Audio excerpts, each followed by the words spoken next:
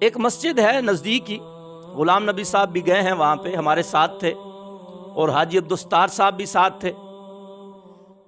کچھ لوگوں نے میرا وہاں پہ بیان رکھا، وہاں پہ بریلوی دیوبندی مکس تھے، امام جو تھا وہ بریلویوں کا تھا اور جو متولی تھا وہ بھی بریلوی تھا۔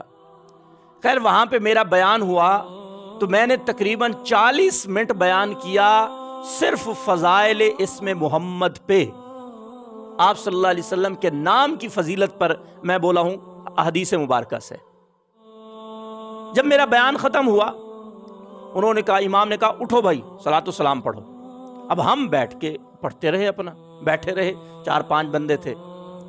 تو جیسے ہم نہیں اٹھے تو اس نے کہنا شروع کر دیا، ہم نہ کہتے تھے گستاخ تقریر کرنے آ رہا ہے، اس کو مت بلاؤ، لیکن تم نے بلا دیا، دیکھ لو وہ نبی کی گستاخی میں ملوث ہے اور کر رہا ہے۔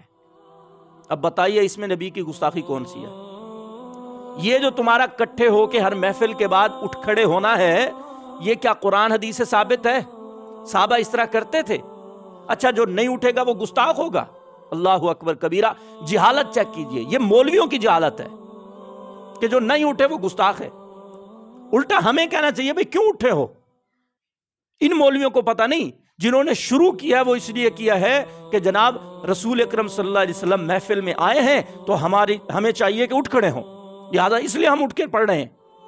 نبی کریم صلی اللہ علیہ وسلم تمہاری محفلوں میں آتے ہیں، یہ گستاخی ہے یا ہماری بات گستاخی ہے؟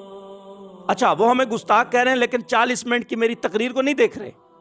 پھر کئی دن کے بعد میرا بیان رکھا گیا، پھر میں نے کہا جو اٹھ کے نہ پڑھے صلاۃ وہ گستاخ ہے۔ تم نے اپنی طرف سے اٹھ کے پڑھنا نکالا ہے اور پھر ہم نہ کریں تو گستاخ ہے۔ میں نے کہا آج پھر میں بھی شروع کر رہا ہوں کہ کان پکڑ کے صلاۃ و سلام ہم نے پڑھنا شروع کرنا ہے۔ جو کان پکڑ کے پڑھے گا وہ تو نبی کا عاشق ہوگا، اور جو کان پکڑ کے نہیں پڑھے گا ہم اس پہ فتویٰ لگائیں گے کہ یہ نبی کا گستاخ ہے۔ میں نے کہا دیکھتے ہیں پھر۔ یار تمہارا قرآن حدیث سے کوئی تعلق ہی نہیں ہے، کچھ لگتا ہی نہیں ہے ہمیں کہ تم نے قرآن حدیث پڑھا ہے کہ نہیں پڑھا۔